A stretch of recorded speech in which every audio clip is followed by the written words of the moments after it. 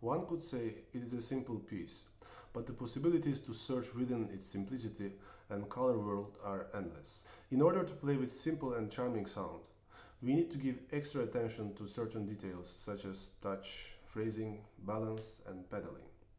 We must play with very flexible hands and effortless touch in order to produce very pure but still kind of shy sound.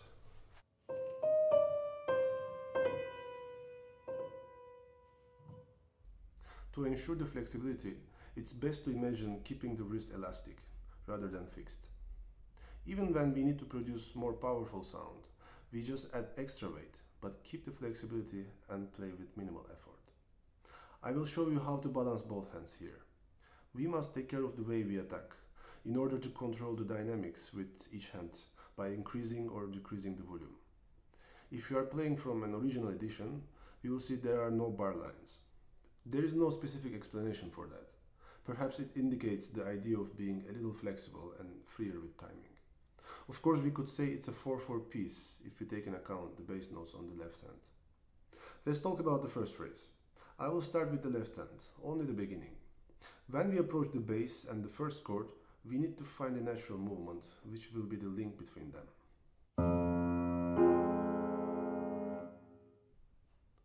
Obviously, left hand has very rhythmical character in this piece, and I'm searching for very smooth timing. In order to achieve that, I need to play around with the dynamics a little. I want to play the first bass tone a little stronger, then the first chord more gentle, and the last chord I would play very soft.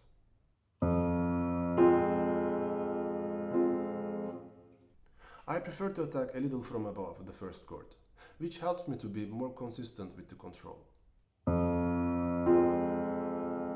Then I would just kind of bounce gently and play the second chord. The point here is to get used to this chain of movements, which will be repeated throughout the whole piece.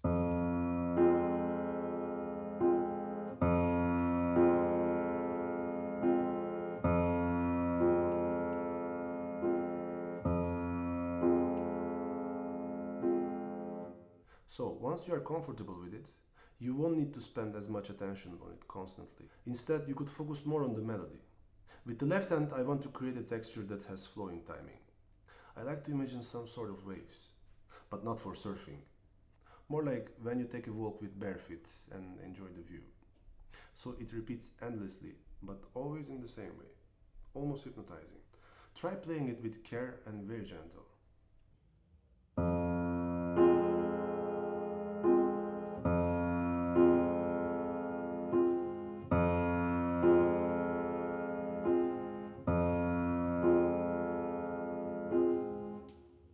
Okay, let's take a look at the melody with the right hand. To me, it has some oriental vibe in it, so my timing would be a little freer, but would always come together with the bass. Perhaps it's a good idea to play a little stronger every time the melody meets the bass note.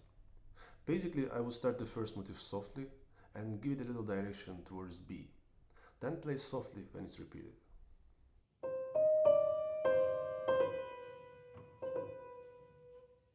Same for the next motif. I will start softly and build it up towards the climax when the melody meets the bass tone. I will play softer when it's repeated.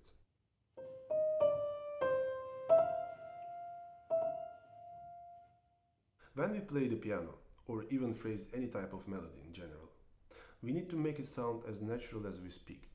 For example, let's focus on this sentence. It is very beautiful. If you listen carefully, when I say this phrase, it has softer start, then more volume and fade out at the end. It is very beautiful. So you wouldn't say, it is very beautiful. It might sound weird, but this is the best way I can explain this. So make sure that also when you're playing, you always have a starting point, a development, and you fade out at the end. Now let's look at the rest of the first phrase. Again, I'll start softly, increase the volume towards B, which will be the strongest point, and decrease it gradually towards the end of the phrase. At the end though, there is a forte dynamic. Let's say I could phrase it like, it is very beautiful. It is. Let me demonstrate.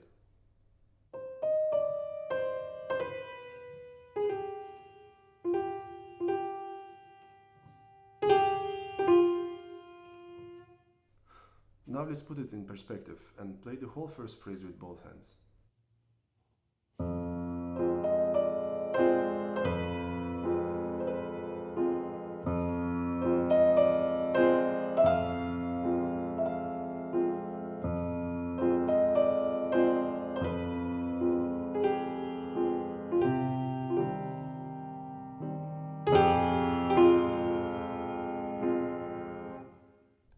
you heard, I had a very clear starting point. Then I developed the melody, then gradually disappeared towards the end, and kind of underlined the very end of the phrase. I do find it very important to approach in this way, because music is a language, and if you speak with it, anyone can understand something. Anyway, as you see, the second phrase is just the same as the first one. Even the dynamics are the same, so therefore I'll skip it for now and go to the next phrase. Let's go with the right hand first. The general dynamic is forte, so it is quite powerful compared to the first two phrases, and it is very important that we produce a clear contrast here. Nevertheless, we must phrase it well, so please do not play it simply loud. Rather, let's find out what kind of dynamic approach we can have here. It is quite simple actually. What I like to do is to play the higher tones more powerful and lower tones less powerful. We can't go too soft because the composer wants us to play generally forte, so we must search for different layers in forte dynamic. If you look at it a little, let's say graphically, B flat will be the strongest tone, G will be less, and F will be rather soft. But in any case, not too soft.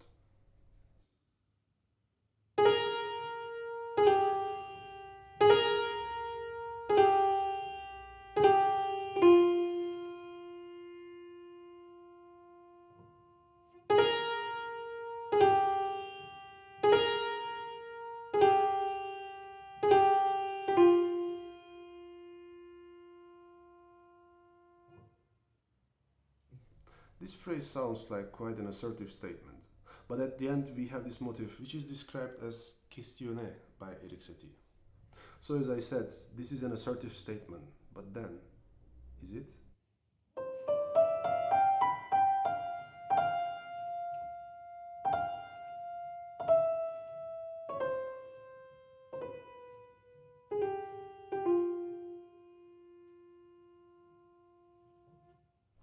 Make sure you connect all the voices very carefully, depending on where the slur starts and ends.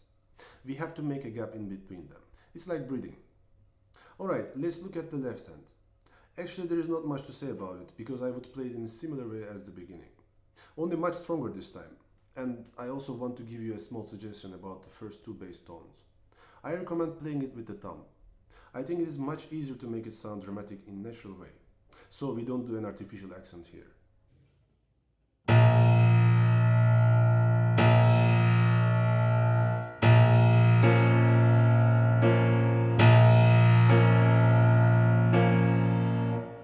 Imagine a bass guitar player. When they would slap the string to be able to get sort of spicier sound, they would use their wrist in a similar way. It suits the left hand in this phrase very well. Give it a try.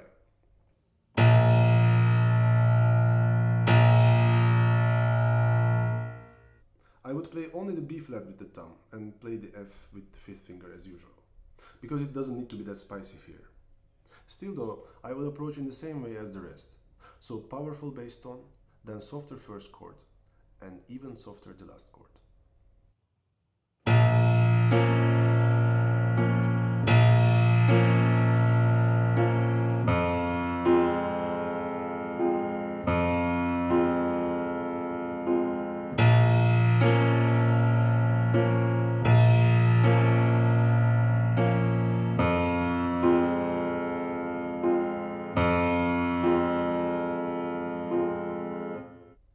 And the question part, does it need to be very strong?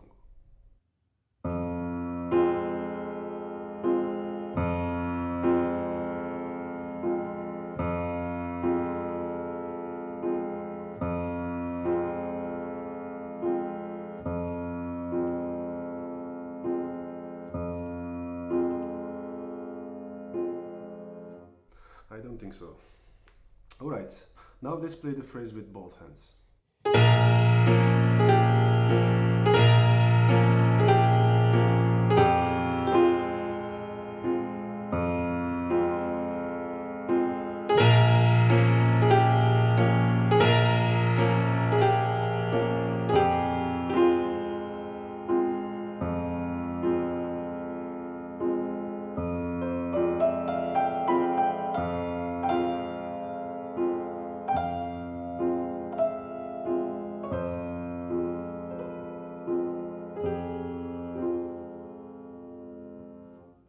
Just like the first phrase, the third phrase is also repeated one to one. only in reversed way. And all of these 4 phrases are repeated one more time with small changes. For example, there aren't many dynamics written in the second half, so I think it can be a personal choice for anyone. I will play the whole piece through in a bit, so you will hear how I design it. Before that, I want to talk about the pedaling. I find it best to change the pedal every bar with the bass tone. However, here, and in most cases, we should change the pedal after we press the key, because we don't want the resonance of previous harmony to get caught by the new pedal. And that will make the general sound clear and transparent. Let me show you how it works.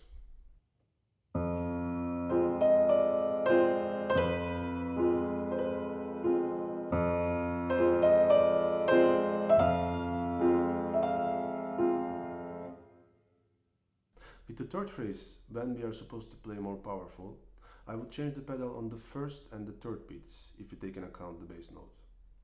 With the third beat though, I would change it halfway because the bass note still has to resonate, and changing the pedal halfway will prevent it to disappear completely.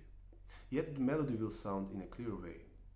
Also, there will be no compromise with the intensity or power. Here how I would do it.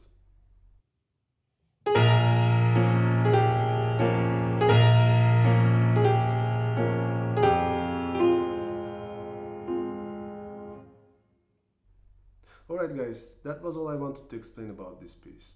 Now I will play the whole thing and implement everything I explained. Try following with the sheet music and hear all the differences I make. If you don't have the sheet music, you can download it for free in the description, where you will find also my fingering. Let's go for it.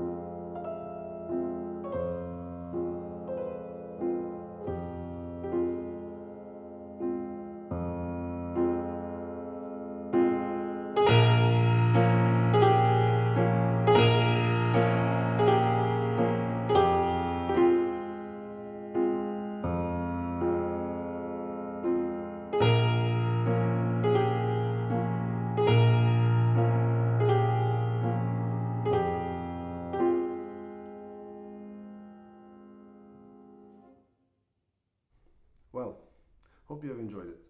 See you in the next one.